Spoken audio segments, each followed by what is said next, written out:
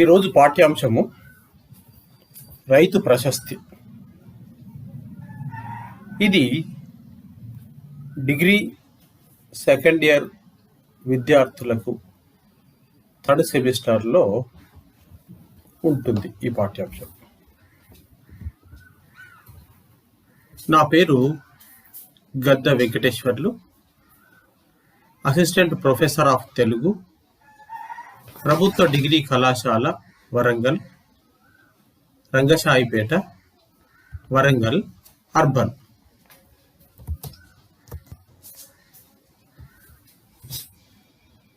రైతు ప్రశస్తి. రైతు ప్రశస్తి అను పాఠ్య భాగము వానమామలై జగన్నాథాచార్యులు రచించిన రైతు రామాయణంలోని శిశుకాండ నుండి గ్రహింపబడినది. ఈ పాఠ్య భాగమును 6 భాగములుగా విభజించుకోవచ్చును. 1వది శీర్షిక పరిచయం, 2వది కవి పరిచయం, 3వది పాఠ్యభాగ నేపథ్యము, 4వది పాఠ్యభాగ కథా సారాంశము, 5వది సందర్భ సహిత వాక్యములు, 6వది ఇతర అంశములు.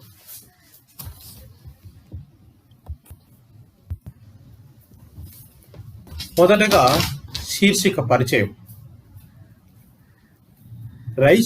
రైతు ప్రశస్తి అను పాఠ్యభాగము వానమామలై జగన్నాథాచార్యులు రచించిన రైతు రామాయణంలోని శిశుకాండ నుండి గ్రహింపబడినది. ఈ పాఠ్యాంశంలో రైతు జీవితముతో పాటు రామాయణ కథను కూడా కవి సమన్వయం చేస్తూ చక్కటి వర్ణనలతో రక్తి కట్టించడం రైతు రామాయణం ప్రత్యేకత. దీనిలో రైతుల జీవితాలను, చితికిన గతుకుల బతుకులను ఫలింపచేయడానికి కవి శతవిధాల ప్రయత్నించాడు.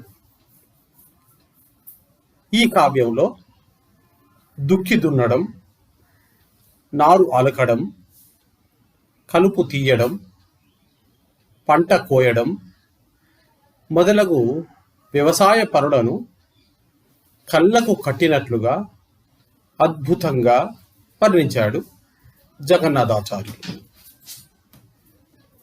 రైతును గూర్చి ఎంతోమంది కవులు ఎన్నో విధాలుగా రచించినప్పటికీ జగన్నాథాచార్యులు రచించిన రైతు ప్రశస్తి అను పాఠ్య భాగమునకు గొప్ప ప్రత్యేకత ఉంది. రైతు జీవితాన్ని ప్రతిబింబించే ఈ పాఠ్యాంశానికి రైతు ప్రశస్తి అను నామకరణము చేయడం సముచితం.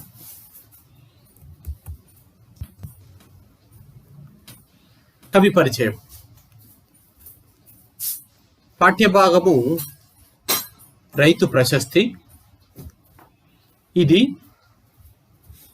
రైతు రామాయణంలోని శిశుకాండ నుండి గ్రహింపబడినది. కవి పేరు వానమామలై జగన్నాథాచార్యులు. కవి జననము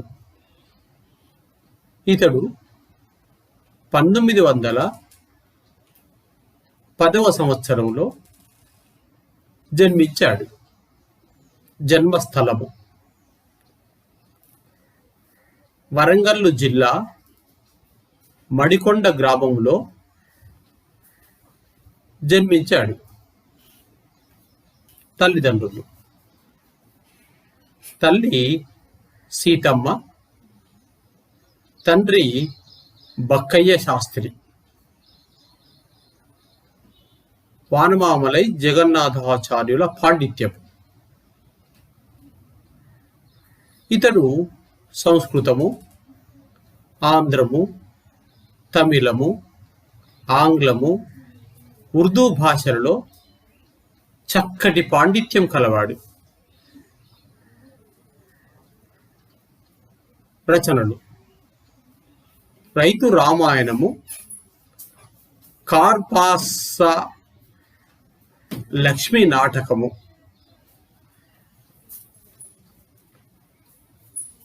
రైతు రామాయణము విశిష్టత: ఈ కావ్యంలో రైతుల జీవితాల్ని చక్కగా తెలియజేస్తాడు. ఈ రైతు రామాయణాన్ని వ్యవసాయ పదకోశంగా, నుడికారాలకు నిలయంగా భావిస్తూ ఉంటారు.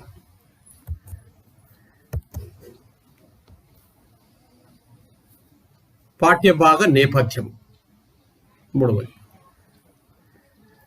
రైతు రామాయణము కల్పిత కథ మహాకావ్యం.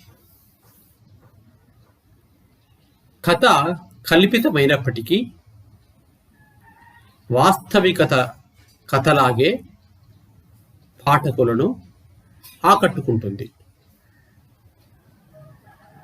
దీనిలో రైతు జీవితం, రామాయణ కథ, జ్ఞాపకాలతో కూడిన ఈ రైతు రామాయణం ఒక కొత్త ప్రయోగం. ఈ కావ్య కథలో నాయకుడు రాముడు, అతని తమ్ముడు లక్ష్మణుడు, వీరి భార్యలు వరుసగా సీత, ఊర్మిళ, వీరి బంటు హనుమన్న. ఈ పాత్రల పేర్లు రామాయణాన్ని తలపిస్తాయి. తల్లిదండ్రులకు వయసు మళ్ళిన తర్వాత దేవీ పూజల ఫలితంగా రామలక్ష్మణుడు పుట్టడం మొదలైన విషయాలు రామాయణ కథా ఛాయలను తలపిస్తాయి. ఈ రైతు రామాయణము కావ్యంలో శిశుకాండ, శిక్షణకాండ, కళ్యాణకాండ, కృషికాండ, నిర్బంధకాండ, విజయకాండ అని 6 కాండలుగా ఈ కథను విభజించారు. దీనిలో విత్తనాలు అలకడం, నాటులు వేయడం, కలుపులు తీయడం, దుక్కి దున్నడం, పంట కోయడం మొదలగు వ్యవసాయపు పనులను కవి అభివర్ణించాడు.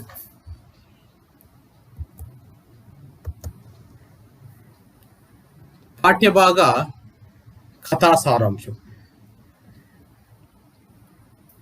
దీనిని 5 భాగాలుగా చేసుకున్నాం. 1, శ్రీరామపురము గ్రామ పరిస్థితులు. 2వది, సాగరయ్య గుణశీలములు. 3వది, జమీందారుల కుట్రలను కట్టివేయుట. 4వది, సాగరయ్య తన పూర్వీకుల అప్పులను బాధ్యతగా తీర్చుట. 5వది, సాగరయ్యకు ఆలస్యంగా సంతానం. దీనిలో మొదటిది శ్రీరామపురము గ్రామ పరిస్థితులు.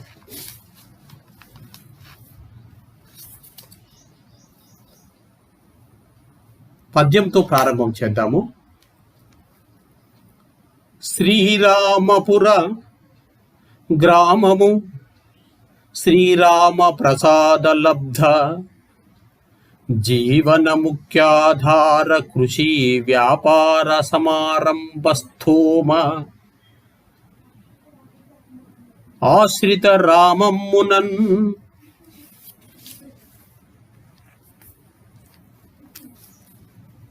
శ్రీరామపురం అనే గ్రామము వ్యవసాయంపై ఆధారపడినటువంటి గ్రామం. ఆ గ్రామములో సాగరయ్య అనే కాపు పెద్ద ఉండేవాడు. పద్యంలో ముందుగా చెప్తాను. కలడొక కష్టజీవియట కాపు ధనంపు గృహస్థు, గ్రామ పెత్తల జమీందారు కుట్రలు కుతంత్రములెప్పటికప్పుడు వేయ కన్నులగని పెట్టుచూరి ప్రజా నొప్పిని సొంతప్పు నొప్పిగా నిదందలంచి స్వజాతి సోదరుల ధర్మపు హక్కులకై తల్లడిడ్డు. ఈ సాగరయ్య కష్టజీవి. అతడు గ్రామంలోని పెత్తందారుల యొక్క జమీందారు యొక్క కుట్రలను కుతంత్రాలను ఎప్పటికప్పుడు 1000 కళ్ళతో కనిపెడుతూ ఉండేవాడు. ఊరి ప్రజలు వారి నొప్పిని తన సొంత నొప్పిగా మనసులో భావించేవాడు. తన కాపు జాతి సోదరుల ధర్మబద్ధమైన హక్కుల కోసం తన తలను అడ్డువేసి పోరాడేవాడు. ఎటువంటి సమస్యలకు చెల్లింపని గుండె బలం కలవాడు. చేపట్టిన ఏ పనినైనా పట్టుదలతో పూర్తి చేసే దీక్ష, కొండలు బండలు వచ్చి తలపై కూలిన చెలింపని ధైర్యము, ప్రవాహములు వచ్చి నెట్టి వేసినా ఎదురీదే ధైర్య సాహసములు మొదలైన గుణాలు సాగరయ్యకు చిన్నప్పటి నుండి వెన్నతో పెట్టిన విద్య.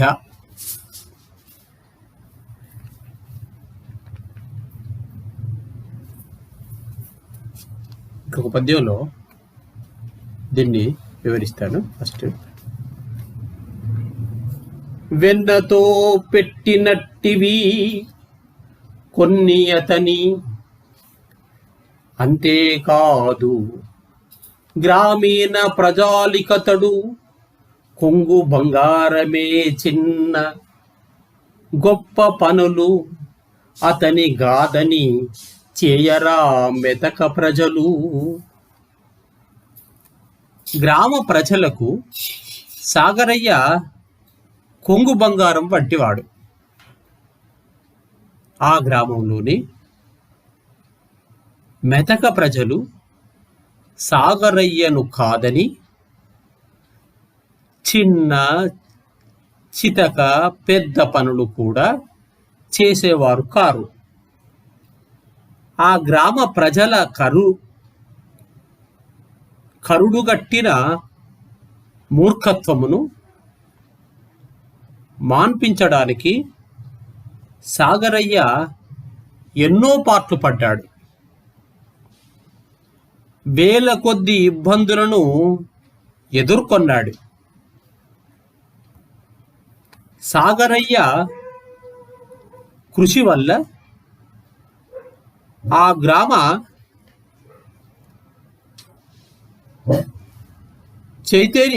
చైత్య పరిధిలో కొత్త వెలుగు వ్యాపించింది. మూర్ఖులైన ఆ గ్రామ ప్రజలు కొత్త పుట్టుక పుట్టినట్లు అభ్యుదయ మూర్తులయ్యారు. క్రాంతి మూర్తి అయిన సాగరయ్య ఒక్క క్రాంతి మార్గము. శాంతియుతమైనది, గ్రామ ప్రజలకు ఇష్టమైనది ఎల్లప్పుడూ. సాగరయ్య క్రాంతి పదము వల్ల ఆ గ్రామ ప్రజలలో పౌరుషము వెలిగింది. మంచు గాలిలో అగ్గి దుమారము లేచినట్లయింది.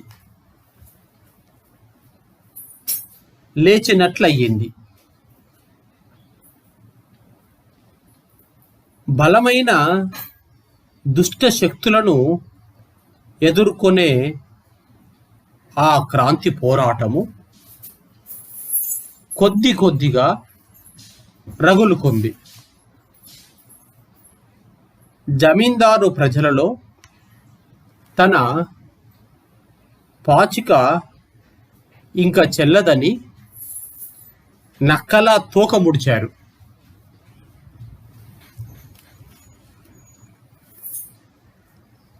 నాటి పరగణ మొత్తములో సాగరయ్య పెద్ద పలుకుబడి, అతిపెద్ద పేరు కలిగిన పెద్ద కాపు. సాగరయ్యకు గంగమ్మ, మంగమ్మలు భార్యలు. సాగరయ్య కాపు అయినా అన్నింట్లో ఘటికుడని ఎంతటి వారినైనా భయముతో అతని ముందు అణిగిమణిగి ఉండేవారు. సాగరయ్య శత్రువులను సమూలంగా అణిచివేసేవాడు. సాగరయ్య పటేలు ఎవడిని జడిపించేవాడు కాదు.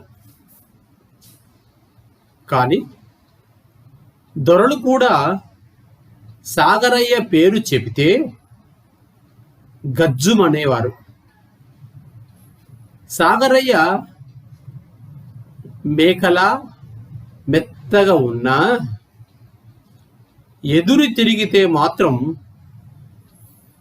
అతడు పెద్ద పులిలా లేస్తాడు. సాగరయ్య వయస్సులోనే కాదు, లోకానుభవంలోనూ పెద్ద. అంతంత మాత్రంగా చదువుకున్నాడు. అతడు ఎదుటివారి అభిప్రాయాన్ని గ్రహింపగలవాడు. ఎప్పుడూ పొంగి పోడు కాని అతని ఊహ పాతాళ యంత్రములా లోతైనది.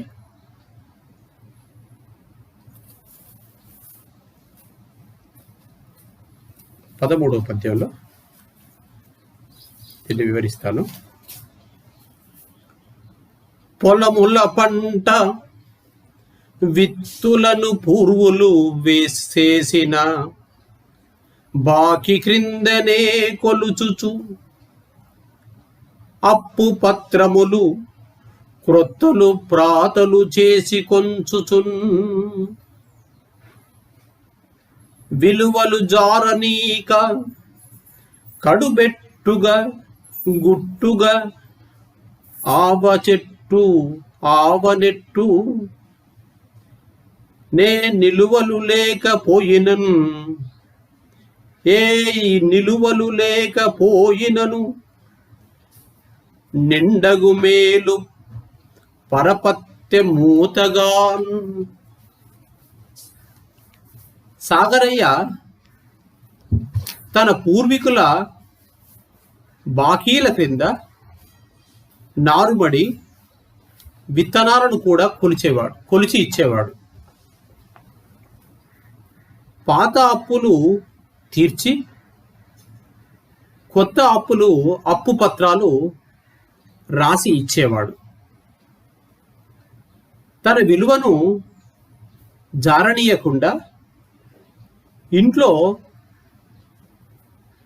పాతర ధాన్యాలు నిలువ లేకపోయినా తన పరపతిని ఆధారంగా చేసుకొని గుట్టుగా సంసార నావను నెట్టుకుంటూ వచ్చేవాడు. సాగరయ్యకు సంతానం లేదు. లేకపోవడం వల్ల తన మరదలు అయిన మంగమ్మను రెండవ భార్యగా పెళ్లి చేసుకున్నాడు. దైవ కృపతో సాగరయ్య ఇద్దరు భార్యలకు ఆలస్యంగానైనా కుమారులు జన్మించారు.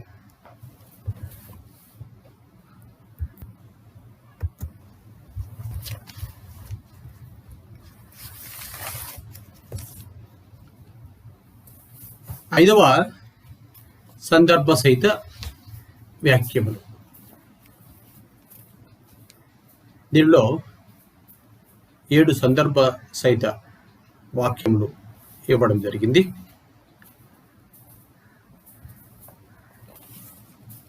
మొదటిది, అతడు కొంగు బంగారమే. కవి పరిచయం. ఈ పద్యపాదము వానమామలై జగన్నాథాచార్యుడు గారు రచించిన రైతు రామాయణంలోని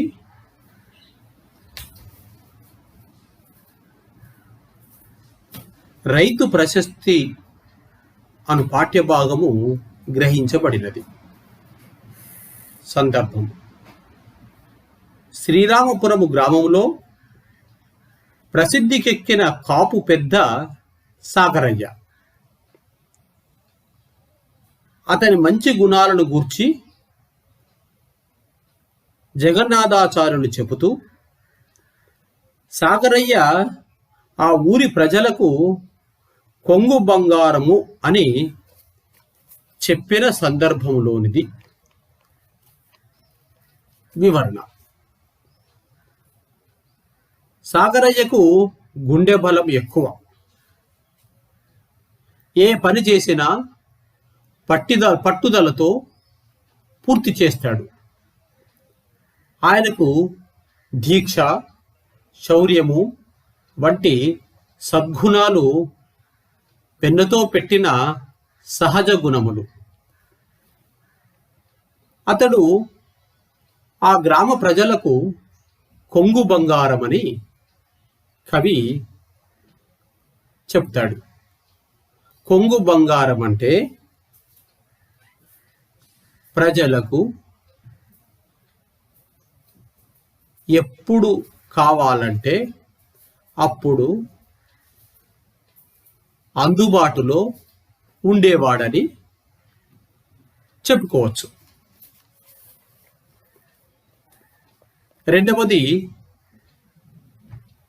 ఎన్ని కావు.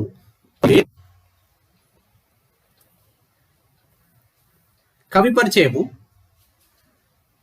ఈ వాక్యము వానమామలై జగన్నాథాచార్యులు రచించిన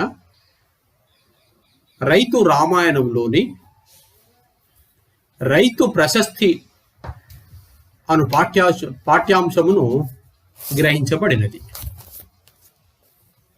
సందర్భము: శ్రీరామపురం గ్రామంలో పేరుకెక్కిన సాగరయ్య కాపును గూర్చి చెబుతూ, అతడు ఆ గ్రామ ప్రజల మూర్ఖత్వాన్ని పోగొట్టడం కోసం ఎన్నోసార్లు శ్రమపడ్డాడని, ఎన్నో ఇబ్బందులు ఎదుర్కొన్నాడని, అతడు పడ్డ ఇబ్బందులు చాలా ఎక్కువని కవి చెప్పిన సందర్భంలోనిది. వివరణ. సాగరయ్య ప్రజల మూర్ఖత్వాన్ని పోగొట్టడంలో ఎన్నో ఇబ్బందులు, కష్టాలు ఎదుర్కొన్నాడు. అతడు ఎదుర్కొన్న ఇబ్బందులు తక్కువ కావు, చాలా ఎక్కువ అని దీని భావం.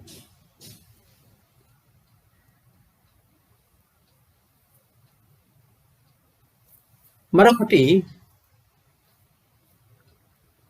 నక్కయై తోక వాల్చికొనియే. ఈ వాక్యము వానమామలై జగన్నాథాచార్యులు రచించిన రైతు రామాయణంలోని రైతు ప్రశస్తి అను పాఠ్య భాగమును గ్రహించబడినది. సందర్భం: సాగరయ్య శ్రీరామపురం గ్రామంలోని పెద్ద కాపు. అతడు గ్రామంలోని గ్రామ పెత్తందారుల, జమీందారు యొక్క కుట్రలను, కుతంత్రాలను ఎప్పటికప్పుడు కనిపెట్టి భగ్నం చేసేవాడు.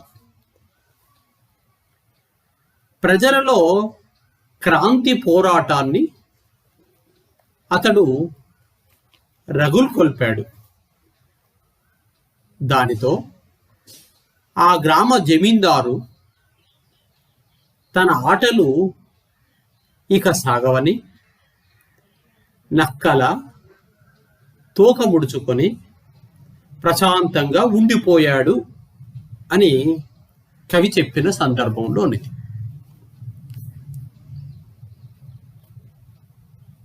భావము: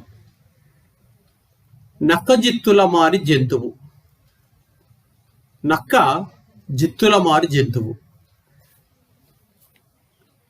అది తన పథకాలు, జిత్తులు సాగినప్పుడు తోక ఎత్తుకొని స్వేచ్ఛగా తిరుగుతుంది.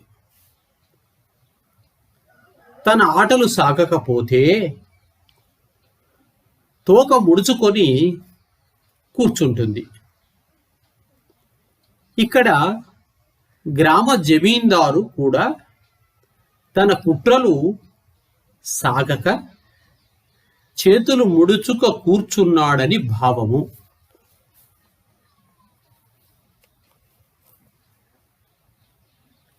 లేచి ఎదురు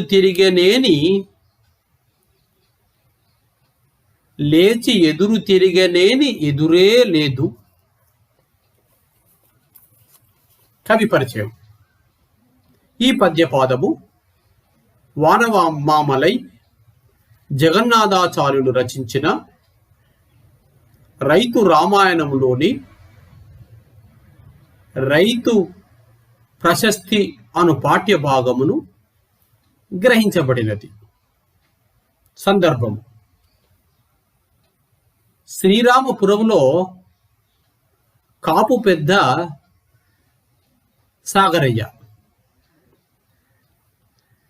పటేలు ఎవరిని బెదిరించడని, మేకలా మెత్తగా కనబడతాడని కాని ఎదురు తిరిగితే అతడు పెద్ద పులి వంటి వాడని, అతడు లేచి ఎదురు తిరిగితే అతడిని ఎదిరించేవాడు ఎవ్వడూ లేడని కవి చెప్పిన సందర్భంలోనిది. భావం: సాగరయ్య పైకి మేకలా కనిపిస్తాడు, కానీ అతడు పెద్ద పులి.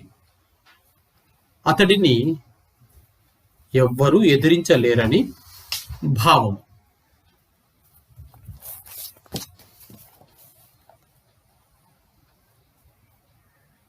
మరొక సందర్భ వాక్యము: కాని పాతాళ యంత్రమాతని లోని ఊహా. కవి పరిచయం.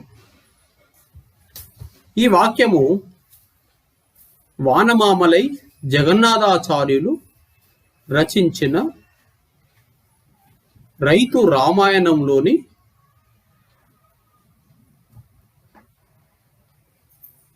రైతు ప్రశస్తి అను పాఠ్యాంశమును గ్రహింపబడినది. సందర్భము: శ్రీరామపురము గ్రామంలోని కాపు పెద్ద సాగరయ్య వయసులోనే కాదు, లోకానుభవంలోనూ అందరిలో పెద్దవాడు. ఏదో కొద్దిగా అతడు చదువుకున్నాడు. అతడు ఇతరుల మనోభావాలను స్పష్టంగా గుర్తించగలడు. పైకి అతడు గర్వంతో పొంగిపోడు, కానీ అతడిలోని ఊహాశక్తి చాలా లోతైనది అని కవి చెప్పిన సందర్భంలోనిది. వివరణ: సాగరయ్యలోని ఊహాశక్తి అనగా ఆలోచనా శక్తి పాతాళ యంత్రములాగా అతి లోతైనదని కవి పలికాడు.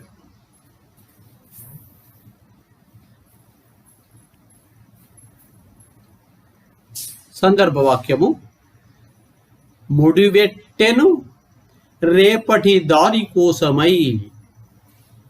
ముడిపెట్టెను రేపటి దారి కోసమై. కవి పరిచయం. ఈ వాక్యము వానమామలై జగన్నాథాచార్యుడు రచించిన రైతు రామాయణంలోని రైతు ప్రశస్తి అను పాఠ్యభాగము గ్రహించబడినది. సందర్భం: సాగరయ్య పటేలు శ్రీరామపురం గ్రామంలో కాపు పెద్ద. సాగరయ్య పెద్ద భార్య గంగమ్మ. వయసులో గంగమ్మ పెద్దదయ్యింది. ఆమె వయసు గడిచింది, కానీ ఆమెకు సంతానం కలగలేదు. ఇంకా తనకు పిల్లలు పుట్టరని నిశ్చయంతో ఆమె తన చెల్లెలు మంగకు, తన భర్త సాగరయ్యకు ఎన్నో విధాల నచ్చచెప్పి పిల్లల కోసం వారికి పెళ్లి చేసిందని కవి చెప్పిన సందర్భంలోనిది. వివరణ: పిల్లలు లేకపోతే తల్లిదండ్రులకు ఉత్తర లోకంలో పుణ్యగతులు ఉండవు. వారికి భవిష్యత్తులో దారి దొరకదు. ముసలితనంలో పెద్దలను చూసేందుకు పిల్లలు కావాలి. అందుకే గంగ రేపటి దారి గురించి ఆలోచించి తన భర్తకు, స్వంత చెల్లెలికి పెళ్లి చేసిందని భావం. చివరగా ఇంకా లేదని ఆశ చాలించుకొనియే, ఇంకా లేదని ఆశ చాలించుకొనియే. సందర్భవాక్యం ఇది. కవి పరిచయం. ఈ వాక్యము వానమామలై జగన్నాథాచార్యులు రచించిన రైతు రామాయణము నుండి రైతు ప్రశస్తి అనుక పాఠ్యభాగమును గ్రహించబడినది. సందర్భం: సాగరయ్యకు మొదటి భార్య గంగమ్మ. ఆమెకు సంతానం కలగలేదు. గంగమ్మ బలవంతంపై తన చెల్లెలు మంగమ్మను సాగరయ్యకు పెళ్లి చేసింది. అయినా మంగకు కూడా సంతానం కలగలేదు. అతని భార్యలు పుత్రభిక్షను తేలేదని ప్రజలు అనుకున్నారు. సాగరయ్య ఆశలు అన్నీ అడియాసలయ్యాయి. తనకు పుత్రులు పుట్టే భాగ్యము ఇంకా లేదని, సంతానముపై సాగరయ్య ఆశలు వదులుకొన్నాడని కవి చెప్పిన సందర్భంలోనిది. వివరణ: రెండవ పెళ్లి చేసుకున్న పిల్లలు పుట్టకపోవడంతో సాగరయ్య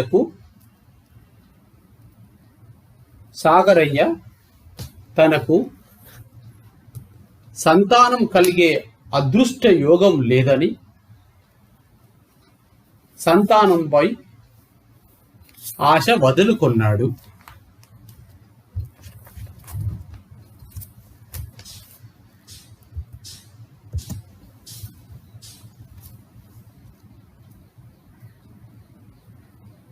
చివరగా ఇతర అంశములు: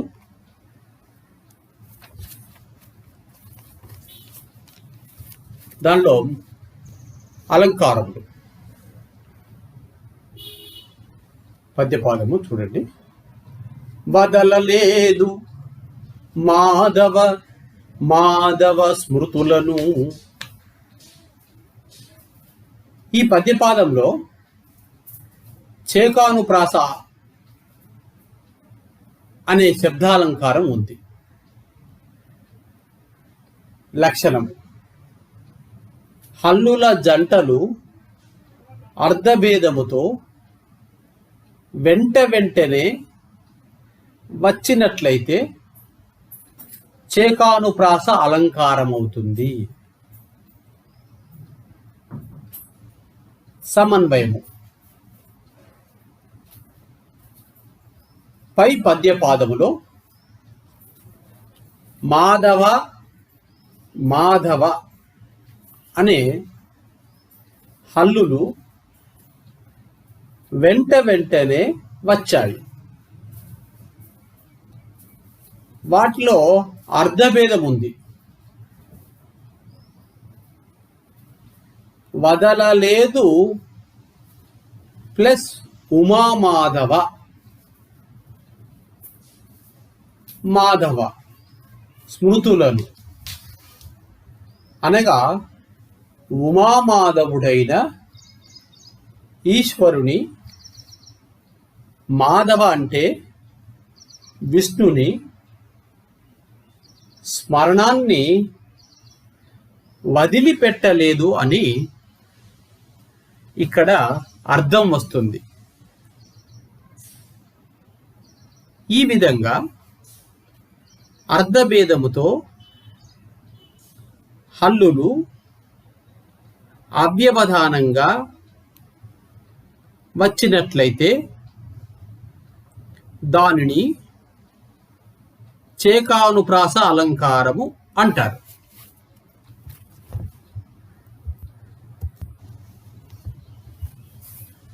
ధన్యవాదములు.